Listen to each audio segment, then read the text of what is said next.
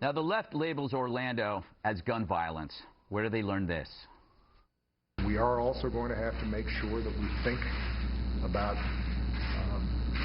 the risks we are willing to take by being so lax in how we make very powerful firearms available to people in this country. I believe weapons of war have no place on our streets. We have to make it harder for people who should not have those weapons of war. And that may not stop every shooting or every terrorist attack, but it will stop some, and it will save lives, and it will protect our first responders. But if Orlando is gun violence, then what was 9/11? A box cutter violence? Shall we blame hardware stores for that act? Pressure cookers caused the Boston bombing. Shall we blame Crate and Barrel? Blaming an inanimate object absolves you of actual guts.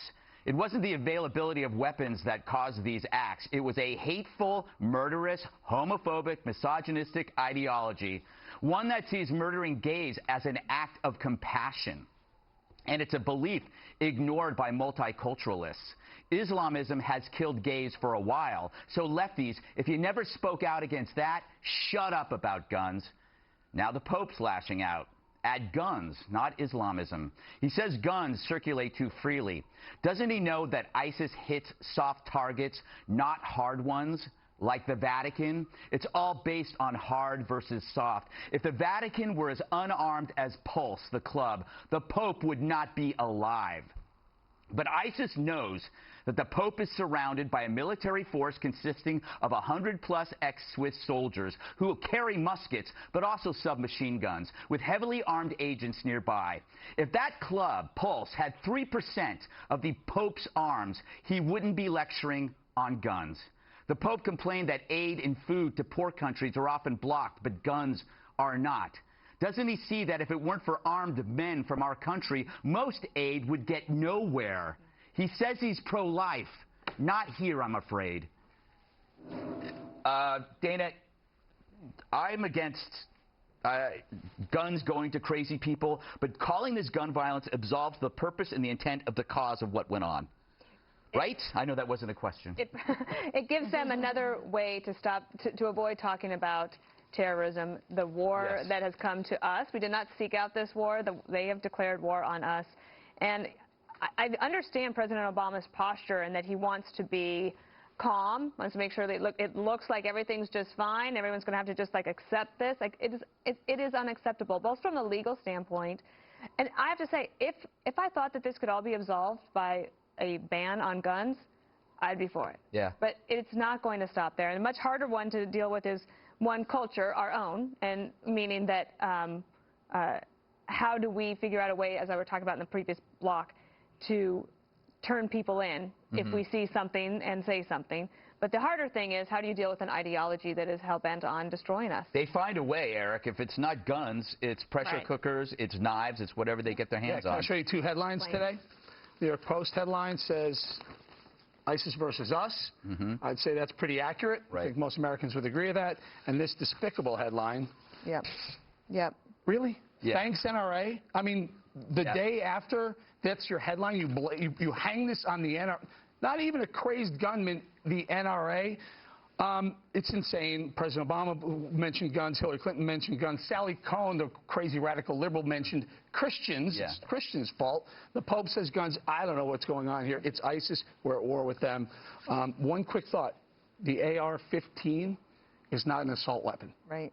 It's a semi-automatic long gun. That's it. But one people pole, don't get it because they don't know guns. They keep calling that. You can. How's this? You want to ban assault weapons? Knock yourself out. The AR-15, all 8 to 10 million of them will still be legal. Yeah, but they don't understand because they're just speaking out of ignorance. And, you know, you don't even have the Hillary Clinton who understands fully the nature of the laws and guns. The gun laws that we have are very good. They need to be enforced. And then people who see someone behaving in a way inappropriately or violently then need to come forward and notify by the authorities, and then the authorities, like the FBI, need to check those systems, NCIS and whatnot. Dana, we talked about that earlier, and make sure that people that are a threat risk like that are put on a delayed gun list, so they are fully investigated and questioned and blocked from getting a weapon if they do pose a serious threat or danger to others. It's that simple. And guess what? All of those books are on, all those laws are on the books right now, as we speak today. I know, Julie, you like to bring up the other kinds of terrorism, so I thought Oklahoma, 2 people, no guns, 163 people killed.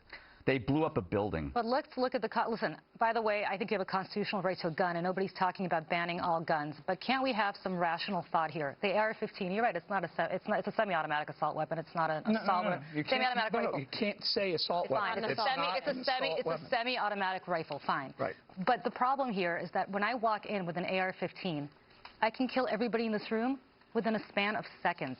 What do you need that gun for? Well, guess what? I mean, do you need it? Guess what? I can come in here with a Glock or a Beretta, and I can do it too. Not as quickly. It's semi-automatic. Not as quickly. The vast majority of mass murders are committed with a handgun. But listen, you have, I mean, look at the common denominator here. You're talking about this shooting. You're talking about Sandy Hook. No, you're talking about Sandy Hook. I mean, you're talking about all sorts of mass murder. Why do you need that particular weapon? And I'm not for banning guns. It's a long gun. It's a rifle. Why do you need a gun with that many cartridges, with that many rounds? Why? Well, so you're making a case on how many rounds you can. Yeah, I mean, there are laws before different states. There's a debate to be had with that. Well, there are laws, fine, but don't ban the gun. Ban the number of bullets you can put in the gun at a time. I guess. Great, but the NRA is against that as well. That's my point. Why can't we have a rational discussion about this, where people are just calm about it? You can take a Glock and you can take 16 bullets in a handgun, reload it within a second. Oh, so you're basically saying pull all these things off the market. I'm saying, listen, there are different ammo rounds. I mean, why can't we have a discussion about that? But we can have a discussion about that. The thing is that Mateen, had he not had the weapon, because he had become radicalized, and remember, he's friends and buddies with the Floridian who goes to Syria and blows himself up, he would have found a way, maybe with his own suicide vest, whatever it might have been. That's the difference between talking about. We can have a debate in this country about the gun culture. That's not going to do anything to deal with the ideology that we're facing. They go where the guns aren't. Soft targets. Look at the Bataclan. Look at Pulse nightclub. It's because nobody's there. Schools. And there is a ban on extended bullet magazines. Except for the fact that states that actually have stronger gun laws have less gun violence. That's just a fact. So that's not true. We have to go with that. It's not true. And we do know for a fact that this happens in gun-free zones. That is absolutely true. There are states Chicago have actually. How about the city of Chicago? Chicago. Look at the 50 states and look and tell me where you have fewer gun violence. All right. The presumptive